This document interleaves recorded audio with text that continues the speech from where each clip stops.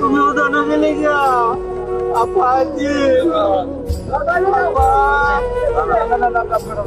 এই জিনিসটা কিন্তু একটা মর্মান্তিক। আপা তুমি না আমার দাদু, আমার কলিজা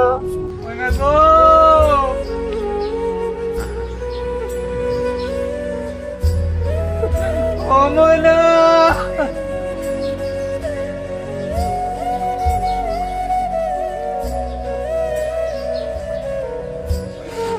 আয়না তোর বাচ্চারা তোমারে বাঁচতে দিল না ময়না। আমি বাবা কিছু করতে পারলাম না ময়না।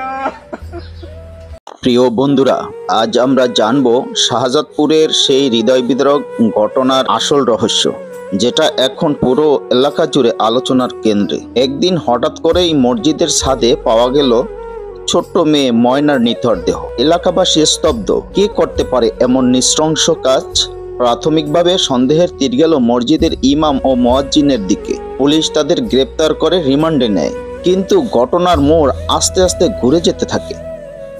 স্থানীয় সূত্র ও প্রতিবেশীদের সন্দেহ অনুযায়ী ময়না নিজ চোখে এমন কিছু দেখেছিল যা তার মা ও চাচা চাচ্ছিল না কেউ জানুক।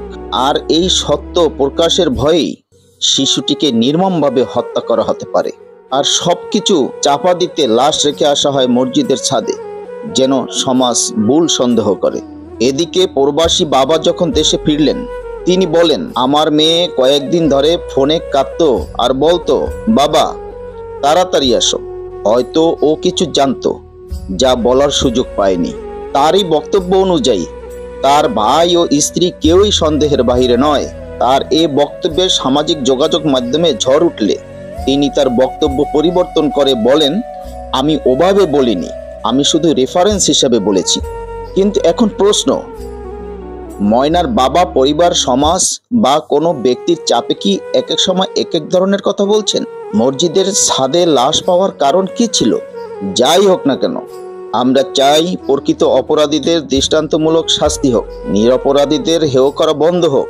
ভিডিওটি আপনি দেখুন, অন্যকে দেখার সুযোগ করে দেওয়ার জন্য শেয়ার করুন, আর লাইক কমেন্ট করতে ভুলবেন না। নতুন নতুন আপডেট ভিডিও পেতে আমার ফেসবুক পেজটি ফলো করুন এবং আলোর দীক্ষা চ্যানেলটি সাবস্ক্রাইব করুন। ধন্যবাদ।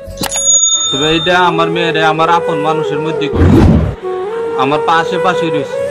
মানে আমার মেয়ের ফোন দিলি আব্বা তুমি কবে আসবে, আব্বা তুমি আজকে আইবা, কখন আইবা। ইমাম সাহেব আমি কি বলবো, আমার বাইরে তো আমি ভাইও সন্ধ্যের বাইরে না, আমার ওয়াইফও সন্ধ্যের বাইরে না।